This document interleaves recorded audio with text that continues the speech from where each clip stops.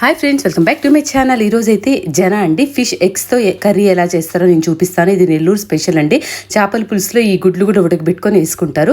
ముందుగా అయితే మనం ఆ జన నీట్గా క్లీన్ చేసేసి క్లీన్ క్లాత్లో కొంచెం తడి చేసుకొని ఇలా చూపించినట్టు పోట్లీలాగా మూటల్లాగా కట్టుకోవాలండి. అలా కట్టుకొని వేస్తే చెదరకుండా నీట్గా ఉంటుంది. చాలా బాగుంటుంది, హెల్త్కి కూడా చాలా మంచిదండి. ఇలా చేసిన వాటిని కొద్దిగా వాటర్ పోసి, అంటే అవి ఉంటాయి కదా ఆ మూటలు, మునిగేదాకా వాటర్ పోసేసి ఫ్లేమ్లో పెట్టేయాలి. ఒక 10 to 15 minutesలో మనకు ఆ గుడ్లు ఉడికిపోతుంది. పక్కన చేపల పులుసు ఉడికే లోపలే మనం ఈ గుడ్లు ఉడకబెట్టేసామంటే ఆ కర్రీలో వేసేయచ్చండి. నెల్లూరు స్టైల్ చేపల పులుసు రెడీ అయిపోతుంది. ఇది మొత్తం 10 minutesలో ఉడికిపోయింది. ఉడికిన తర్వాత మనకి ఇలా ఉంటుంది, అంటే జున్ను ఉంటుంది కదా అలా ఉంటుంది, చిన్న చిన్నగా గుడ్లు లాగా అనిపిస్తుంది. ఇలా ఉడికిన తర్వాత మనకి అర్థమవుతుంది. అది నెక్స్ట్ మనం కర్రీలో వేసేసుకొని ఇలా నేను చూపించినట్టు చేపల పులుసు అయితే నాకు రెడీ అయిపోయింది. అందులో వేసి ఒకసారి ఇలా స్టిర్ చేసేస్తాము.